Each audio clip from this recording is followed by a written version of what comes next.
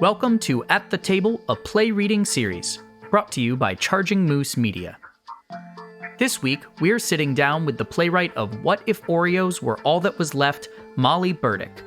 Be sure to also listen to her fantastic play and our interview with the cast on previous episodes. Enjoy! Welcome back. We are here today with the author of What If Oreos Were All That Was Left. We are here with Molly Burdick. Molly, welcome to At the Table. Thanks so much for being here today. Thanks so much for having me. This was so exciting. Molly was just in the room kind of listening through with us as the actors read the piece, which is something we don't normally get to do. Yeah, thank God for Zoom. Thank God for Zoom. I hope you don't mind that it was one of my favorite things that we've gotten to do, to watch them read your show. It was awesome. It was really I love that. A delight.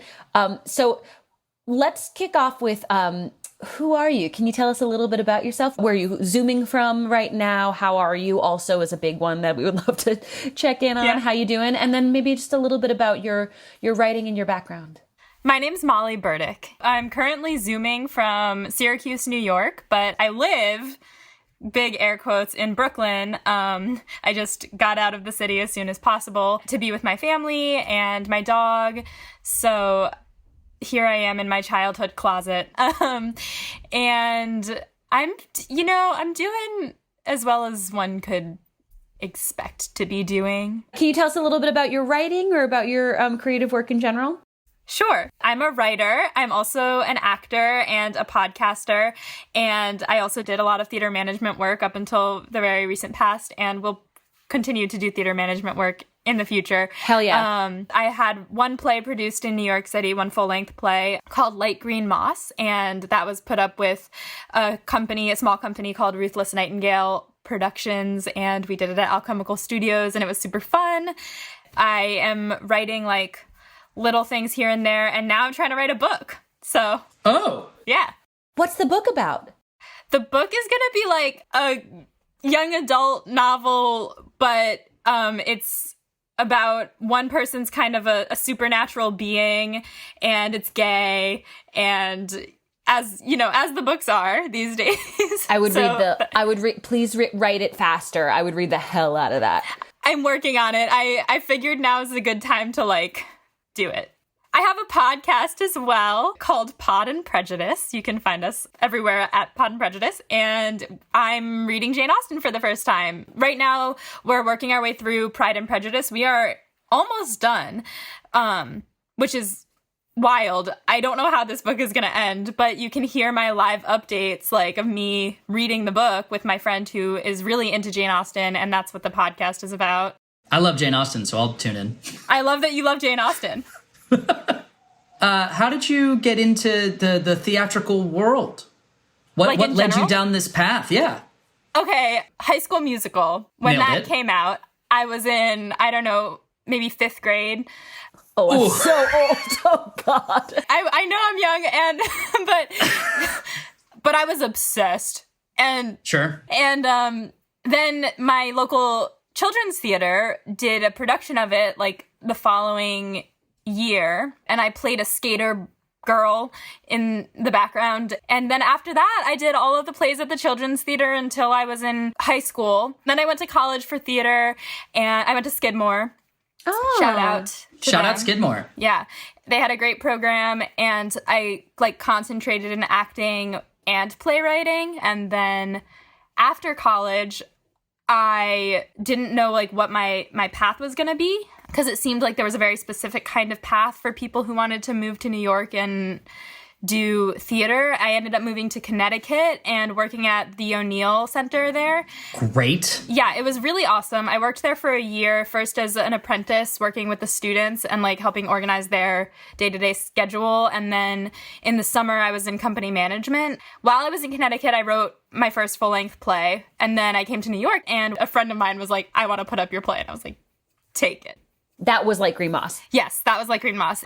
And then I also started podcasting because I wanted a creative outlet that was immediate and that I had control over, because the theater world is so you never know what's going to happen. You never know if your play is going to get picked up. But podcasting, I was I can do this when on my terms and release the episodes on a schedule, and people will listen to it, and people do listen to it, and they email us, and it's like all immediately gratifying, and I love it.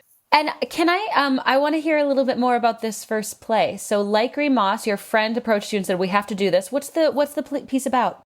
It is about two women who were together, but for some reason they are no longer together. And then they both accidentally end up at their summer cottage for 2 weeks at the same time, not knowing the other person was going to be there. And I worked with a dramaturg for putting it up, and working with her, I figured out that one of the characters actually wasn't really there in the house, and we figured out that she had died, and that was why they weren't together anymore. And what the play is about the living character figuring out that this death, which was a suicide, she can't continue putting all of this blame on the other person for leaving her, where she has to figure out what in the relationship was like on her, and come to terms with, like, instead of needing to have this conversation with Ronnie, who's the dead character, she needed to have the conversation with herself. So in the end of the play, spoiler alert, Ronnie leaves and allows the living character, Caroline, to confront this within herself. Who was the dramaturg you worked with over this process? Her name's Harley Winsenreed. Shout out Harley. Where did the piece get put up? It was put up at Alchemical Studios. We just rented that space, but the theater company was called Ruthless Nightingale. And what was that process like, your first production of a piece in New York? It was the happiest I've ever been. I had people from all walks of my life come together to help make it happen. My director was a friend of mine from college who had directed me in my senior project. The publicity team came from V. O'Neill, came from Theater for a New Audience, where I was working. And just people literally from everywhere that I had been in the past 5 years came out of the woodwork to help put it up. And then the weekend of the show, my family came out and all of my friends came to see it. And it was just so great. And I was so happy. That's amazing. Like a full community getting to celebrate this work. Is it available on New Play Exchange? Can people find it? It's not. I should make that happen. Is it a two-hander? Is it just the two people? Yeah, it's just the two people. Yeah, you gotta get that up on New Play. You gotta get that up. Theaters need some two-handers. Yeah, you're right, because now this is the only way that we can put up plays is via Zoom. And awesome. That brings us a little bit to this piece. What if Oreos were all that was left? What was the genesis of this? Where did it come from? What did you, why? All of the questions about this piece. So I don't know if you all know, I think you know that there was a group of people online who were wanting to do a quarantine bake-off as created by Paula Vogel. Shout out Paula Vogel. Shout out Paula Vogel. Sponsor of the pod, Paula Vogel. Sponsor of the pod, Paula Vogel, and sponsor of Alyssa May Gold's Broadway show. Yeah, Paula Vogel, Alyssa May Gold's boss right now. Yep.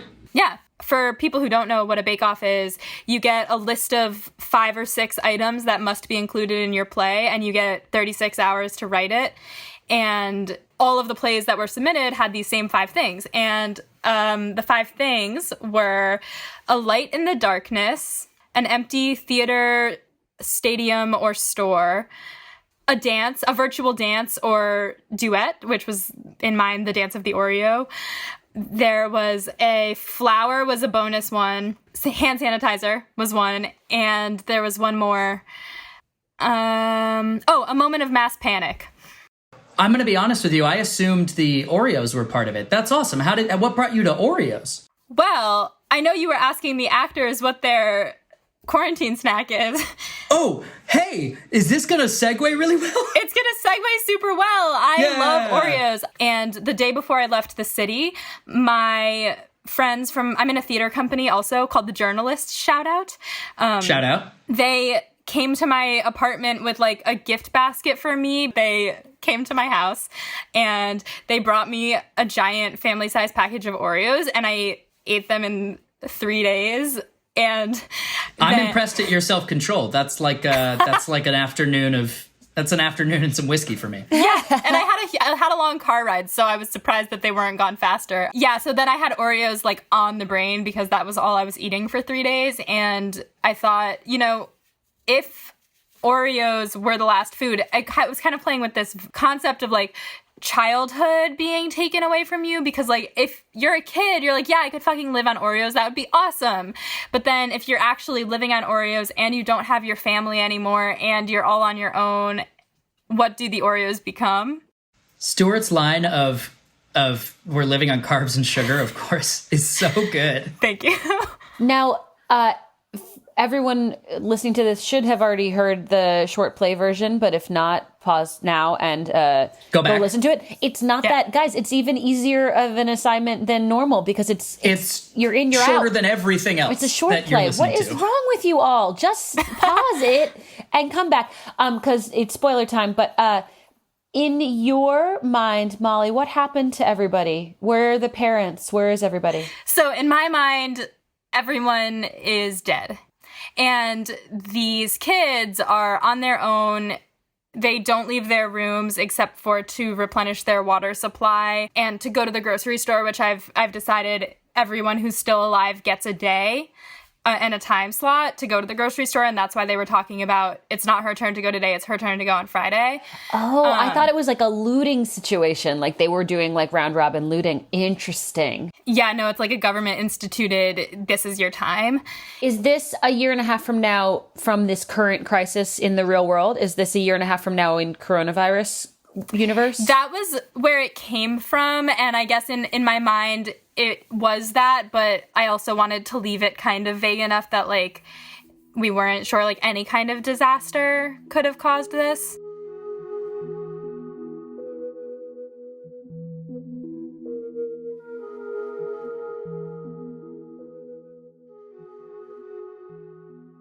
So, you said you've left New York to go back home, right? Mm-hmm. So how are you taking care of yourself? What are some tips you have on self-care, if you have any, or how are you doing in the midst of all of this? Well, I wouldn't say I'm the best at self-caring right now. I have been searching really hard to figure out how to take care of myself. And the main thing that I've found is just reading as many books as possible. I read 2 books in 1 week, which is a lot for me. And now I'm starting a new book series and they're all like escapist fun. I'm also reading a memoir for book club, which is going to be over Zoom. It's kind of cool how much we've connected with each other so much more than... Shout out to Zoom. Shout out to Zoom. Actually. Yeah. Also, another way that I've been taking care of myself is by picking up the phone and calling people and FaceTiming people that normally I wouldn't. And it's so nice to be able to do it from my own house. And therefore, I am doing it more. Yeah. We talked about Oreos. Are there any other snacks or foods that have really been pulling you through for those last couple weeks? Well, when I was in New York, it was popcorn with vegan butter and nutritional yeast. Popcorn is the unofficial mascot of At the Table, of Play Reading Series. Yeah, truly. And since I've come home, actually, you know what's a weird food that my mom had that I finished, but that I was eating a lot of, is this. It's a Kalamata olive spread. Oh, yeah, sure. A tapenade. I love a tapenade. And I was just dipping little chips in there. Oh, yeah. Who doesn't love a tapenade? I love a tapenade. I made a face. This is audio. Ned, get your shit together. No, I'm doing a lot of faces. It's hard because we're on Zoom, right? I mean, I did put on mascara for the first time in 3 weeks today. Wow, I don't even know if I brought my makeup home with me. Maybe I did. I can't tell you why I did it. It's because I knew we'd be on a Zoom call about it. But mascara, not a sponsor of the pod. If you want any more information on Molly Burdick, on her incredible writing, including Light Green Moss, and What If Oreos Were All That Was Left, soon to be spotted on New Play Exchange, you can go to our website. It's www.chargingmoosemedia.com/atthetablepodcast. Until next time, we hope everyone is staying safe and healthy and well. We hope you're staying home. And if you need to email us for snack ideas for anything at all, please do so. Please reach out. Our email is atthetablereadings@gmail.com. Be well, and thanks so much for joining us, Molly. Thanks so much for having me. This was so much fun. Bye, everyone. Bye, everyone. Bye. You've been listening to At the Table, a play reading series, produced by Charging Moose Media. Our artistic director and senior producer is Rachel Flynn. Editor is Ned Donovan. Associate producer is Megan Bagala. Music this week is by Marcus Thorne Bagala. Special thanks to our playwright Molly Burdick. If you'd like to learn more about our show, you can find us online at chargingmoosemedia.com/atthetablepodcast or on social media at @thetableplays. See you next time.